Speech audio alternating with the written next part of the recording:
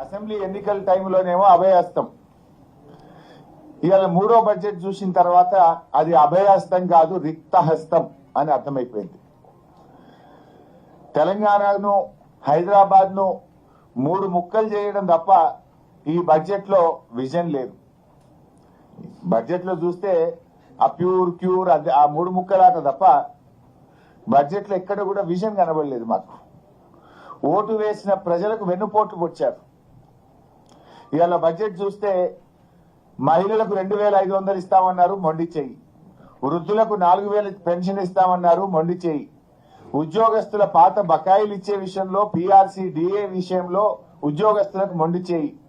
Retired ఉద్యోగుల బకాయింపుల చెల్లింపు విషయంలో ఏదైనా చెప్తారేమో, ఊరట కలిగిస్తారేమో అంటే మొండి చెయ్యి. ఉపాధ్యాయులకు మొండి చెయ్యి. ఆర్టీసీ డేట్ ఏమైనా పెట్టి వాళ్ళని ప్రభుత్వ ఉద్యోగులు గుర్తిస్తారేమో అంటే ఆర్టీసీ కార్మికులకు మొండి చెయ్యి. సింగరేణి కార్మికులకు మొండి చెయ్యి. చేనేత కార్మికులకు మొండి చెయ్యి. గౌడన్నలకు మొండి చెయ్యి.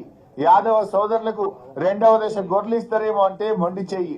మా ముదిరాజులను బీసీఏలో చేరుస్తారేమో, వాళ్ళకి ఏమైనా సంక్షేమ పథకాలు పెడతారేమో అంటే మొండి చెయ్యి. మొత్తంగా బీసీ సమాజానికి మొండి చెయ్యి. బీసీ సప్లైన్ పెట్టడం, ఏటా 20,000 కోట్లు పెట్టమన్నారు. ఇవాళ మూడో బడ్జెట్ అయిపోయిన తర్వాత కూడా బీసీలకు సప్లైన్ పెట్టింది లేదు. బీసీలకు మొండి చేయి చూపించారు. ఎస్సీ ఎస్టీలకు మొండి చేయి. అగ్రవర్ణ పేదలకు, బ్రాహ్మణులకు, వైశ్యులకు మొండి చేయి. మైనార్టీలకు మొండి చేయి. ఇవాళ ఆశా అంగన్వాడీ వర్కర్లకు, చిరు ఉద్యోగులకు మొండి చేయి. మైనార్టీలకు మొండి చేయి.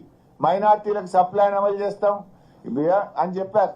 కానీ ఇలా మైనార్టీలకు కూడా ఈ బడ్జెట్ లో మొండి చేయి చూపించారు. ఈ బడ్జెట్ లో సకల జనులకు దక్కింది గుండు సున్నా తప్ప ఏమీ లేదంతా అంకెల గారిడి, మాటల గారిడి తప్ప వీళ్ళ బడ్జెట్ లో పేదల పట్ల నిజాయితీ లేదు, చిత్తశుద్ధి లేదు అనేటువంటిది అర్థమవుతా ఉంది.